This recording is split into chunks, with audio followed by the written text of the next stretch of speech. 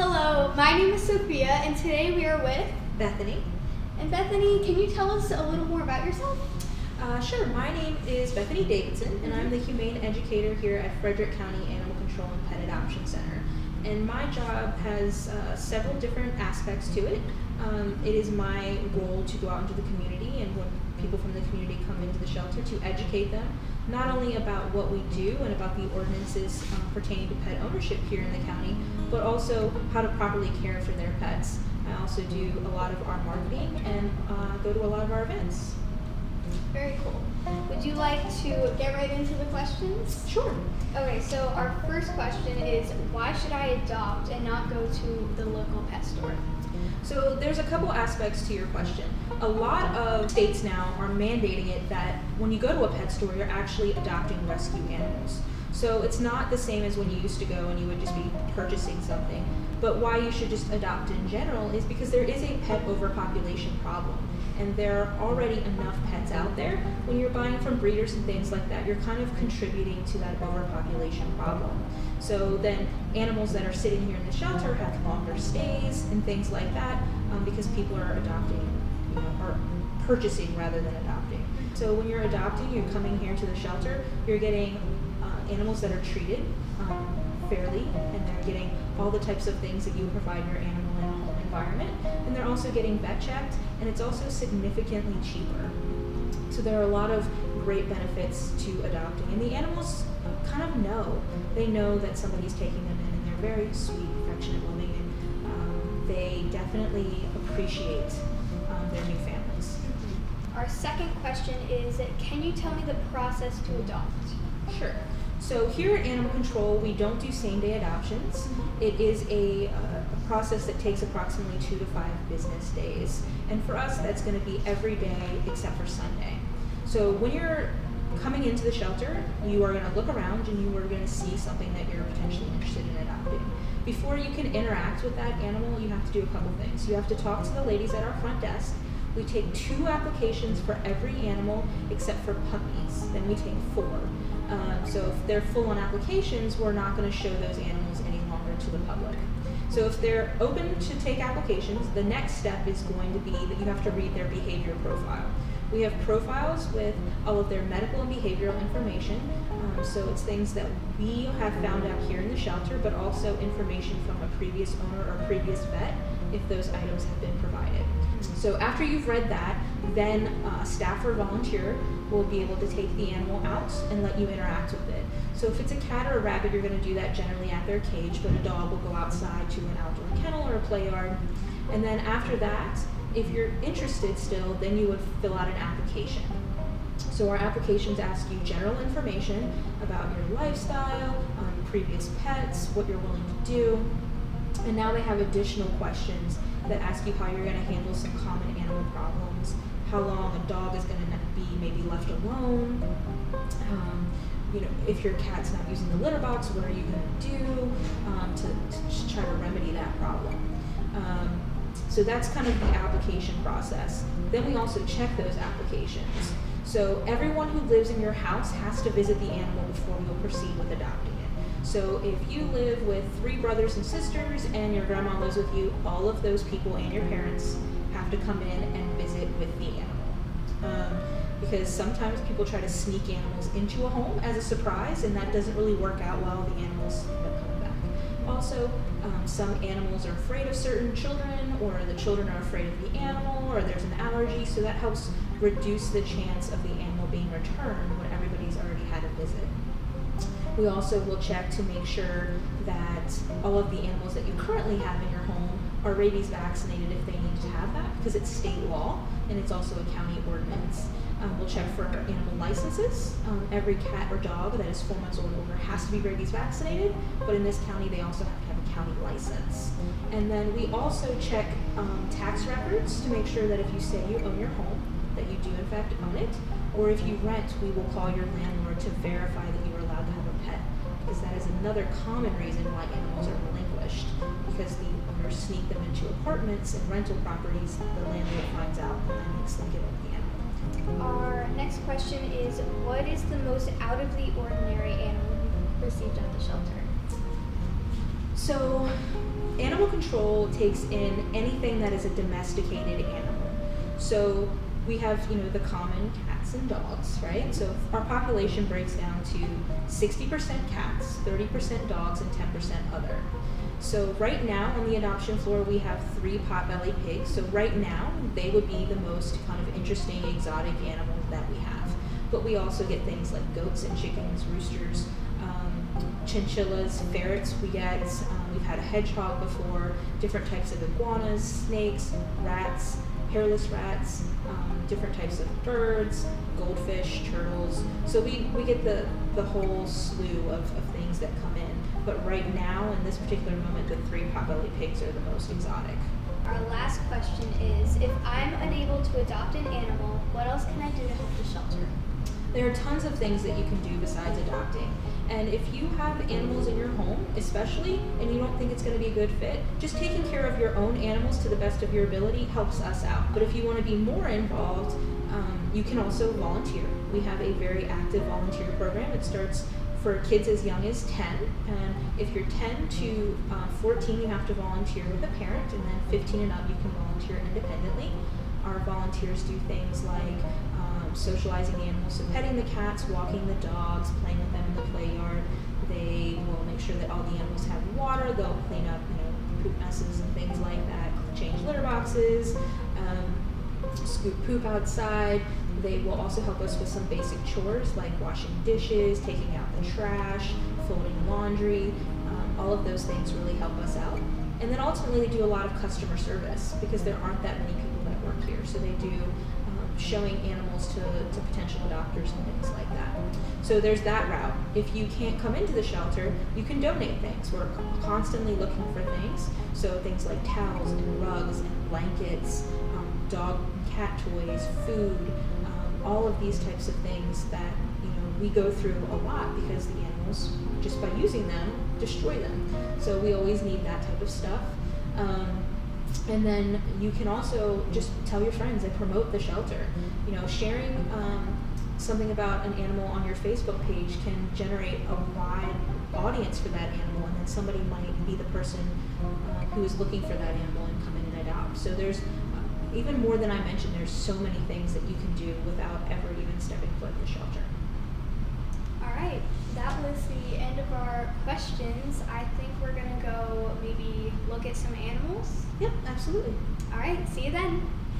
We take in the numbers are dropping each year, but about 4,000 animals a year of the other, whatever domesticated animals come to us. When they come in as a stray, our ultimate goal is just to reunite them with their families.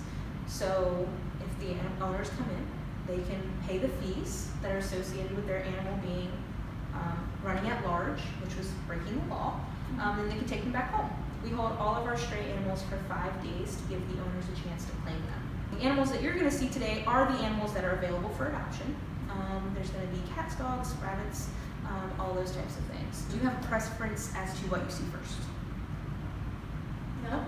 So I'm going to go with the cats first because it's quieter, and then we'll go into the rabbits, and then we'll go to the dogs, okay?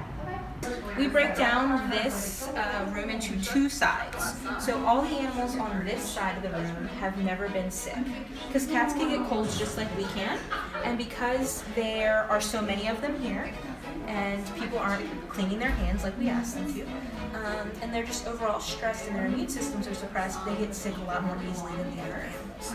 On the other side of this room are going to be the cats that have already been sick, they're recovered, and they live over there, and we try not to go back and forth and cross-contaminate them. So once you've been over there, the rule is you can't come back over here. So when you're looking through, you're going to see animals of all different shapes, sizes, colors, ages. The youngest animals on the adoption floor right now are going to be these kittens. There's actually 3 of them, but 2 of them are being adopted, so now there's just 1. They're about 12 weeks old, which puts them about 3 months old. The majority of our kittens are still in foster care right now. The oldest cats on our adoption floor right now are about 10 years old. When you're looking at the animals, you're going to see that their names and all their information are on different color-coded cards. Those colors aren't just random, they actually have a meaning associated with them. And the meanings are up on charts. I don't think there's one up here right now. So just a basic overview. So you're gonna see Marcus is purple. So purple can mean two different things. And this kind of changes a little bit, but all the same basics apply regardless of the species of the animal. So purple can mean super fearful, like super afraid, and are going to need a lot of time and patience to get to know people and feel like they want to be loved. Or it can be that they maybe are like a sassy cat who really needs a cat savvy owner, or a dog with some behavioral problems that needs a dog savvy owner. You know, those animals should be adopted and deserve to be adopted, but aren't for everyone. They need someone who can really handle those types of animals. Then this cat just went to rescue, but you can see there's a yellow card there. So that card is what we put on for the shy animals. So they're animals that are feeling really stressed here. Maybe that's their overall personality, or maybe it's just here in the shelter. And they're going to need a patient owner, a quieter home. Maybe one that doesn't have toddlers that are going to be jumping all over the cat and stuff like that. Then you're going to see green. And green is going to be for animals that are a little bit more active, who go, go, go. The dogs tend to not have great manners. They don't know a lot of things like sit and stuff. The cats are going to be more inclined to, say, jump on your counters, or just they don't like to be held. Like with Lego, he's green. He is pretty calm, relaxed. Excuse me, but if you pick him up, he's like super squirmy. He's like, no, I don't like this. So those are going to be kind of the green ones. They can change during their stay. So Leon used to be yellow and now he's green. Then Scooty used to be purple and now she's green. So they can alter their colors while they're staying here and while we're seeing changes in their behavior. Then you're going to see orange. So orange is going to be average. So those are going to be cats that pretty much are your typical cat. They want to do what they want to do when they want to do it, but they have their own personalities. Dogs are going to be ones that have some basic manners, don't pull crazy on leash, stuff like that.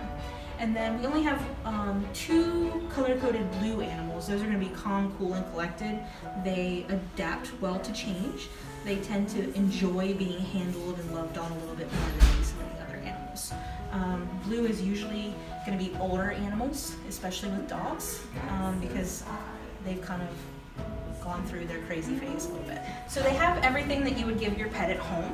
So looking at Loki here, he has his litter box, obviously. He has food and water. He has a cat scratcher. He has toys. He has a bed. He also has a hammock. Is he the brother of Thor? He may be. The adopted brother? He may be. So the hammocks maximize their space. So it gives them a bed in the top. It gives them a place to hide, but it also just gives them a little bit more space to go back and forth. What else do we have here? When animals come in, we will do observation cards for some of them. So if somebody surrenders an animal, say because it's not using its litter box, then we want to make sure, is that really true? So we have these observation cards. So for Cooper, it says, am I using my litter box? So the first day, he pooped on the floor. The next day, he pooped on the floor, but he peed in the box. We used 2 different types of litter. So since he didn't like the litter that we had before, we switched him to something different. And so now he's been using his litter box. So after a while, we'll stop keeping track of this. So then new potential adopters will know, hey, he actually uses his litter box. It's not something that you need to worry about. Just make sure that you give him clay litter. So we try to do lots of stuff like that. So this room is cabana number 1, and then over there is cabana number 2. These animals are a little bit more easygoing. The ones in the next cabana tend to be much shyer or have shorter fuses. So there's a height requirement. Small children cannot go in this room and annoy the cats. So to meet the cats here, up top is Emmy. Emmy is about 5 years old. She's one of our longtime residents. She's a little shy, so she likes to hang out up there because people can't touch her unless she comes down and asks for it. She has these cute little canine teeth that stick out like little fangs, which is super adorable. Then we have Callie, that's Fat Callie. She is morbidly obese, and she waddles and it's adorable. And behind her is Spotty. They came in together. They were surrendered when their owner passed away. According to the paperwork that we were given, Callie is actually Spotty's mom, and they like to hang out together. They're just kind of super affectionate, really kind of laid back cats. Spotty's a little bit shyer than Callie is. She just doesn't care. She loves attention. So she's on a special diet, and we will do what we feel is necessary to get the animals to be healthy. So she only eats wet food because wet food is lower in calories. Was basically here since she was 6 weeks old. She came in with 3 other siblings. We thought they were all girls, but young rabbits can be hard to sex. It turns out that there were 2 girls and 2 boys. So they were all promptly separated. Actually, 2 of them ultimately got adopted together. And she's the last one, and she's, in my opinion, the best one. Because she has the nicest fur. So you guys have had like huskies and things like that? Yep. It lets people see what we have. So sometimes when we don't have their pictures, we'll just put kind of a representation. So this is a pheasant, and this is a duck. We've had fish. We have roosters and hens. Different types of breeds of dogs. So parakeets are on here. Then we have Shadow the pig. So we have a lot of different things. There's lots of guinea pigs up there. This is a rabbit named Juice, and he has actually, one of our admins adopted him. So Rocky's been with us since the end of March, and he actually has put on 16 plus pounds since he's been here with us. He came in super emaciated. He only weighed 29 pounds. And so we had to put weight on him to see all of his ribs. And I spend a lot of time with Rocky, which is why he's barking at me because he wants me to take him out. But he's actually being adopted this week, so that's super exciting news for him. I think we talked a little bit on the cat side about how we don't discriminate against the animals for special needs. This is Torque, and Torque is actually a deaf dog. So we get a lot of deaf dogs. Actually, we also get blind and deaf cats. We get all kinds of those types of animals, and we will adopt them out to people who we feel can properly care for them, just like we would any other animal that doesn't have a disability. This is Wiggle, and Wiggle is sitting really super nicely because not now. So she is a dog that's very, very fearful. So she is in this kennel because she can actually climb like Spider-Man up fences. So this is covered, and she knows that if she's sitting quietly as positive reinforcement, that she gets a treat. If she doesn't sit quietly, she doesn't get a treat. So now she knows I have it, and she's being perfect, and she's drooling a little bit too. They like people, they'll like follow you around, but they don't necessarily want you to be petting them, like rubbing your bellies and stuff like that. Okay. What do you think? As long as they mark off that everybody's measuring, you don't have any other Bored with us. That basically what let's do is finish your. You ate all your foods. I don't have any more.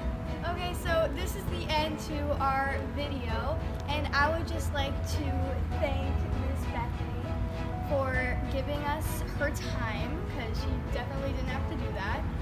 But yeah, this is the end. Thanks for watching.